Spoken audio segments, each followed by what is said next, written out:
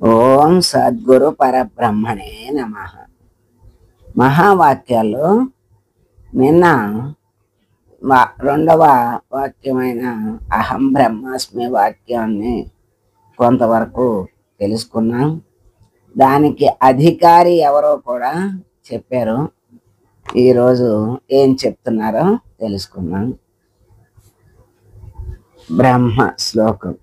స్వతః పూర్ణ పరాత్మాత్ర బ్రహ్మ శబ్దేన వర్ణితః అస్మీత్యైక్య పరామర్శ స్థేన బ్రహ్మ భవామ్యహం.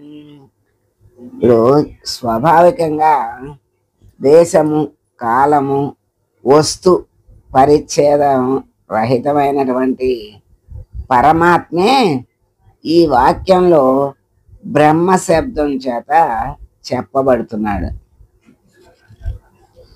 అంటే ఆ బ్రహ్మ శబ్ద, ఆ బ్రహ్మకు దేశము, ఈ దేశము ఆ దేశం అని కానీ, ఈ కాలం ఆ కాలం అని కానీ, ఈ వస్తువు ఆ వస్తువు అని కానీ, మరి దేశ కాల మాన పరిస్థితులు ఏమి ఎప్పుడు ఎలా ఉన్నా ఎక్కడ ఉన్నా ఒక్కటే, మార్పు లేనిదే పరమాత్మ.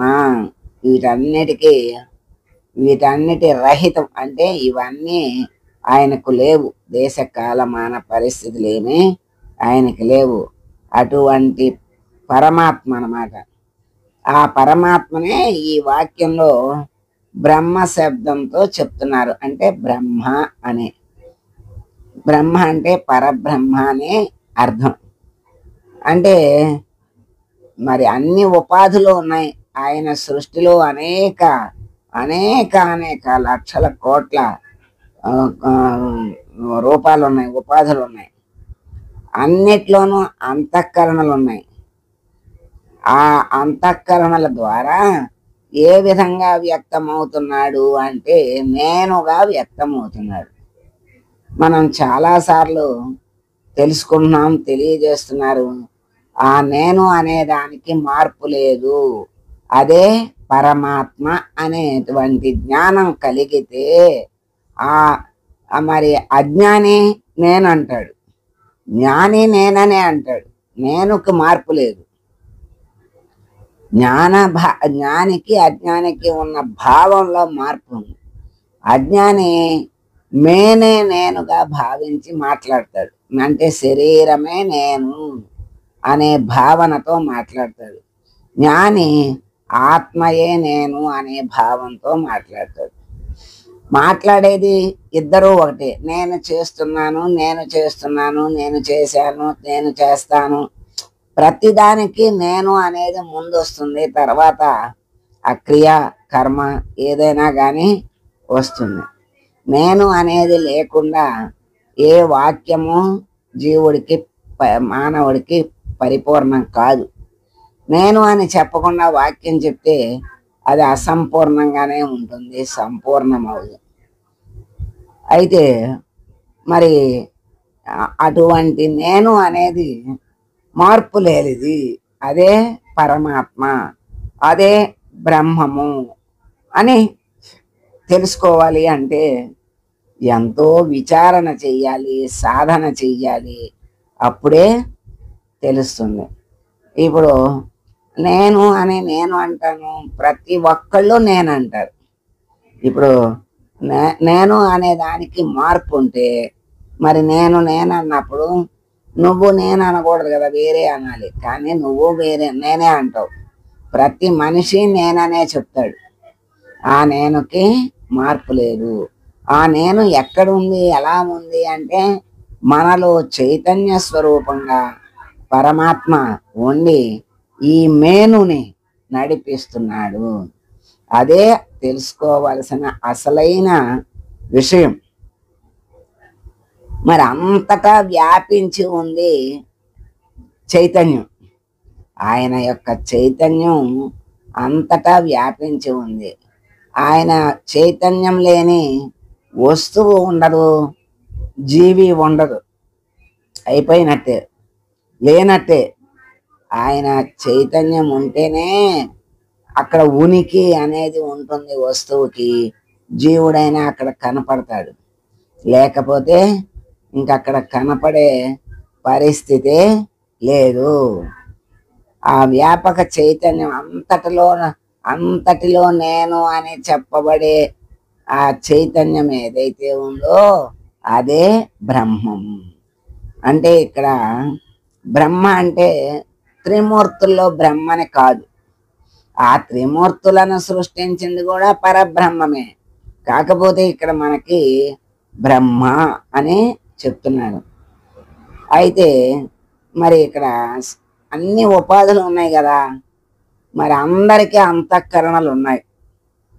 మరి అందరిలోనూ అధిష్టానమైనటువంటి చైతన్యం ఉంది. ఆ చైతన్యం లేకపోయినా ఇక్కడ అంతఃకరణ లేదు, ఉపాధి లేదు.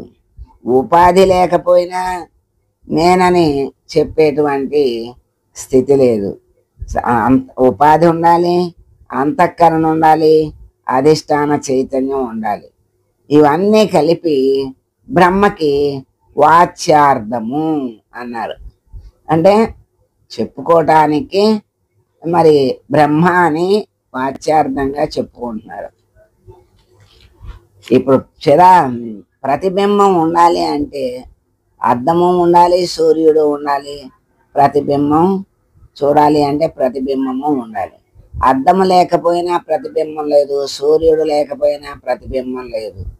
ఈ ప్రతిబింబానికి అధిష్టానం అద్దమైతే అద్దానికి అధిష్టానం సూర్యుడు. అట్లాగే ఇక్కడ వాచ్యార్థమే ఇక్కడ అదే ఇక్కడ అంతఃకరణ కానీ మరి దేహాలు కానీ ఉపాధులు కానీ అన్నీ కూడా ఇక్కడ ఆధారమైనటువంటి చైతన్యం అన్నీ కలిపి ఇక్కడ బ్రహ్మకు వాచ్యార్థం అన్నారు. మరి వీటన్నిటికీ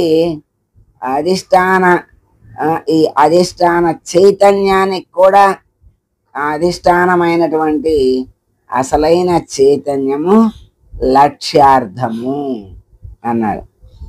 అదే అసలైన లక్ష్యార్థం. అస్మి అంటే అయితిని అని అర్థం, అంటే నేను అయ్యాను అని అర్థం. అంటే ఒక ఉపాధి యందు అహం అనేటువంటి పలుకు ద్వారా స్ఫురిస్తూ ఉంటుంది ఆ ఆత్మ, పరమాత్మ. అంటే ఉపాధి ద్వారా నేను నేను అని ఎట్లా పలుకుతోందో అట్లాగే ఇక్కడ అయ్యాను అని పలుకు ద్వారా స్ఫురిస్తుంది. మరి బుద్ధికి సాక్షిగా ఉన్నదేంటి? చైతన్యం. సర్వాంతఃకరణకి సాక్షిగా ఉన్నది ఆ చైతన్యమే. కనుక నేను బ్రహ్మనయ్యాను అని చెప్పబడింది.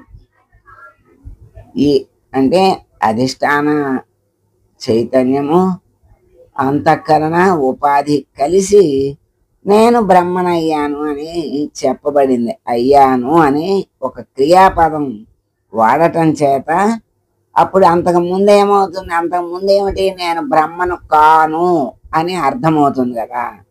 మరి ఇప్పుడు ఇంతకు ముందు నేను బ్రహ్మను కాను, ఇప్పుడు బ్రహ్మనయ్యాను అని అర్థం వస్తుంది అక్కడ.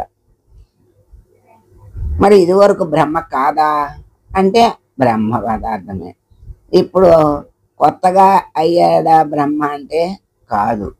కానీ అజ్ఞానము చేత అప్పుడు బ్రహ్మ కాదనుకున్నాడు, ఇప్పుడు జ్ఞానము చేత ఇప్పుడు బ్రహ్మగా చెప్తున్నాడు తెలుసుకుని. అందుకని ఆ క్రియాపదం అయ్యాను అని చెప్తున్నాడు అన్నమాట. కానీ ఎప్పుడూ తాను బ్రహ్మమే అయి ఉన్నాడు. అయినా మరి అజ్ఞానం చేత జీవుడుగా భావించాడు. ఇప్పుడు అజ్ఞానం పోయి జ్ఞానము కలిగింది గనక బ్రహ్మనయ్యాను అని చెప్పవలసిన స్థితి వచ్చిందనమాట. అంటే ఇప్పుడు కొత్తగా అయ్యింది కాదు, అంతకుముందు కూడా బ్రహ్మ. కానీ తెలుసుకోకపోవటం వల్ల అప్పుడు దేహమే నేను అనుకున్నాడు, జీవుణ్ణి అనుకున్నాడు. ఇప్పుడు తెలుసుకున్నాక తానే బ్రహ్మము అని తెలుసుకుని అయ్యాను అని చెప్పడానికి కారణం అదనమాట. అంటే అంతకుముందు కాదనుకున్నాడు గనక ఇప్పుడు అవును అనుకుని చెప్తున్నట్లు. ఇప్పుడు మనము ఒక వస్తువు ఒక చోట పెట్టాం, జాగ్రత్తగానే పెట్టాం, కనపడలేదు, కనపడకపోతే పోయింది అనుకుంటాం. మళ్ళీ తర్వాత ఇంకెవరినన్నా చూసి పెట్టమని అడిగితే వాళ్ళు చూసి ఇగో ఇక్కడే ఉంది అంటే, అయ్యో నాకు ఇందాక కనపడలేదు ఇప్పుడు దొరికింది అంటాడు. అంటే అంతకుముందు అక్కడ లేకుండా పోలేదు, ఇప్పుడు కొత్తగా వచ్చింది కాదు, అయినా అప్పుడు తెలియక కనపడక పోయింది అన్నాడు. ఇప్పుడు కనపడిన తర్వాత దొరికింది అంటున్నాడు. అంటే అది పోను లేదు, దొరకలేదు, కానీ అతని యొక్క భావం అతనికి కనపడకపోతే పోయిందని, కనపడితే దొరికిందని అనుకోవటం తన యొక్క అజ్ఞానమే కానీ జ్ఞానము కాదు. అట్లా నిజానికి మరి అది మనకు అనుభవమే కదా.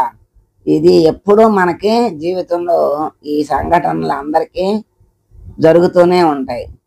మరి అప్పుడు కూడా మనం పోయిందని అనుకుంటాం, దొరికిందని అనుకుంటాం, కానీ ఇది పోలేదు, దొరకలేదు, అది అక్కడే ఉంది, మన కళ్ళకి పొరలు గమ్మి మనకు కనిపించలేదు అనేటువంటి జ్ఞానం మనకి లేక పోయింది అనుకుంటున్నాం, దొరికింది అనుకుంటున్నాం. అప్పుడు పోయింది లేదు, ఇప్పుడు దొరికింది లేదు.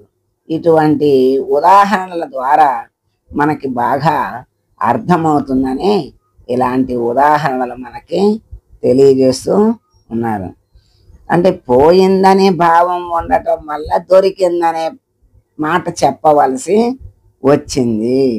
అట్లాగే జీవుణ్ణి అని తెలుసుకున్నప్పుడు పూర్వం అజ్ఞానం వల్ల జీవుణ్ణి అనుకున్నాడు, ఇప్పుడు బ్రహ్మ అయ్యానని జ్ఞానము వల్ల బ్రహ్మనయ్యానని వచ్చింది అది చెప్తున్నాడు. నిజానికి తాను జీవుడు కాదు, అప్పుడు కాదు, ఇప్పుడు కాదు. అప్పుడు బ్రహ్మమే, ఇప్పుడు బ్రహ్మమే అయ్యే ఉన్నాడు. కాకపోతే తెలియక అప్పుడు జీవుడు అన్న భావంతో ఉన్నాడు, ఇప్పుడు జ్ఞానముతో బ్రహ్మననే భావంతో ఉన్నాడు. కనుక అయ్యాను, నేను బ్రహ్మనయ్యాను, అహం బ్రహ్మాస్మి అని చెప్తున్నాడు అనమాట. మరి ఈ బ్రహ్మని అంటంలో ఇంకొక విశేషం ఏమిటి అంటే, నేను అని గుర్తు రాగానే పరిచ్ఛిన్నత్వం తోస్తుంది. అంటే హద్దుతో కూడినటువంటి నేను అనే అజ్ఞానంతో అనుకున్నప్పుడు మన దేహం వరకే భావన ఉంటుంది కదా. అందుకని బ్రహ్మ అన్నప్పుడు పరోక్షత్వం, అంటే బ్రహ్మను నేనుతో కలిపా, అంటే నేను బ్రహ్మనయ్యాను అన్నప్పుడు బ్రహ్మలో ఉన్నటువంటి పరోక్షత్వం నేనును బ్రహ్మతో కలిపినందువల్ల నేను ఎందుగల పరిచ్ఛిన్నత్వము పోయి అఖండ అద్వితీయమైనటువంటి అపరోక్ష బ్రహ్మ సాక్షాత్కారం అయ్యింది. అంటే ఇప్పుడు నేను అని గుర్తు రాగానే జీవత్వంతో ఉన్నప్పుడు హద్దుతో కూడినటువంటి శరీరముగా భావిస్తాడు. బ్రహ్మ అన్నప్పుడు పరోక్షత్వం, అంటే ఎక్కడో ఉన్నటువంటి బ్రహ్మ నేను అయ్యాను అని ఎక్కడో ఉన్నట్లుగా భావన చేస్తాడు. ఆ బ్రహ్మని నాతో కలుపుకొని నేను బ్రహ్మనయ్యాను అని చెప్తున్నాడు. అంటే అక్కడ పరిచ్ఛిన్నము పోయి, అంటే ఆ ఖండత్వము పోయి అఖండత్వం వచ్చినట్టు అనమాట. అద్వితీయం కలిగింది ఇక్కడ. ద్వితీయ భావం పోయి జీవుడు వేరు బ్రహ్మ వేరు అనే భావం పోయి బ్రహ్మ నేననేటువంటి భావం, అద్వితీయమైనటువంటి అపరోక్ష బ్రహ్మ సాక్షాత్కారం జరిగింది అని చెప్తున్నారు.